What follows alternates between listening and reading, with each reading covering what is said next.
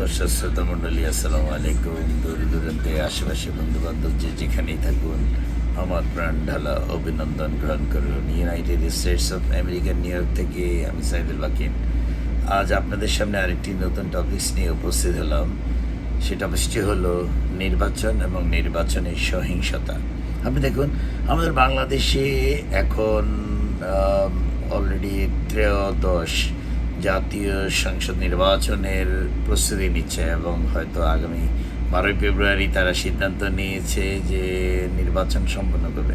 তো যে দেশের মানুষ তা ক্ষমতা লোভী, ক্ষমতা আঁকড়ে ধরে রাখতে চায়, ক্ষমতা গ্রহণ করে নিজের আখের গোছাতে চায়, নিজের কে ক্ষমতায় অধিষ্ঠিত করে নিজের ভবিষ্যৎ গড়বে, এই পরিকল্পনা যারা রাজনীতি করে তারা অবশ্যই যে কোনো উপায়ে সে তার পদ পদবীকে পাওয়ার চেষ্টা করে। অর্থাৎ একটা মানুষ যখন চেষ্টা করবে মানুষের খেদমত করবে, মানুষকে কিভাবে কল্যাণমুখী করা যায়, মানুষের সুখ দুঃখ লাঘব করা যায়, মানুষের শান্তির জন্য কাজ করতে চায়, নিজে পরিশ্রম করে নিজের চেষ্টা দিয়ে যখন মানুষের কল্যাণ চিন্তা করবে, তখন আপনি সেই মানুষটিকে একটি দায়িত্ব দেওয়ার পরেও সে তার নিজস্ব কাজকর্ম সম্পন্ন করার পর মানুষের জন্য কাজ বের করার জন্য, সময় দেওয়ার জন্য তখন তাকে চেষ্টা করতে হবে। সেই ক্ষেত্রে আপনি তাকে দায়িত্ব দিতে চাইলে সেই দায়িত্ব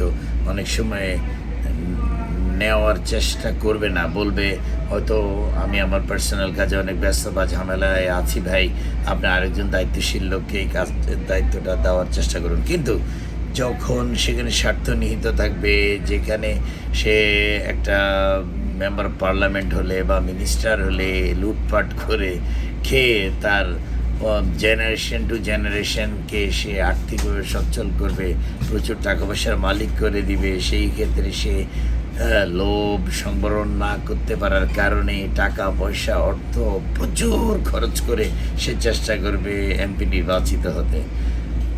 হয়তো যারা ভালো মানুষ তারা নিজের সম্পদ খরচ করে, নিজের ইনকাম দিয়ে, নিজের প্রতিষ্ঠিত ব্যবসা থেকে খরচ বরচ করে, সরকারের প্রাপ্ত অনুদান দিয়ে মানুষের কল্যাণ করে। এই ক্ষেত্রে যারা মানুষ রয়েছেন তারা নিশ্চয়ই মানুষের ভালো তালিকা রয়েছে। কিন্তু এই যে নির্বাচনী সহিংসতা, যে কথাটা আমি বলছি কেন হয়, একটি কারণেই হয়, অর্থাৎ আমাকে সেই পদ পেতেই হবে, আমাকে সেই অবস্থানে যেতেই হবে এবং আমি টাকা পয়সা খরচ করে সেই পদ পেলে আমার সেই টাকা পয়সাগুলোকে আমি আবার পুনরায় রিকভার করতে পারবো। সেই কারণেই বাংলাদেশে নির্বাচনে মানুষ যখন অংশগ্রহণ করে তখন একজন আরেকজনের প্রতিদ্বন্দ্বী হয়ে চেষ্টা করে কিভাবে তাকে দমন করে বা তাকে হত্যা করে অথবা তার পথ রুদ্ধ করে সেই জায়গায় নিজের অবস্থান তৈরি করবে। সেই কারণেই তারা দল বল লালন পালন করে সংঘবদ্ধ চক্রের মাধ্যমে চেষ্টা করে সে তার অবস্থানগত দিক থেকে এগিয়ে যেতে এবং সেই অবস্থানটা দখল করতে।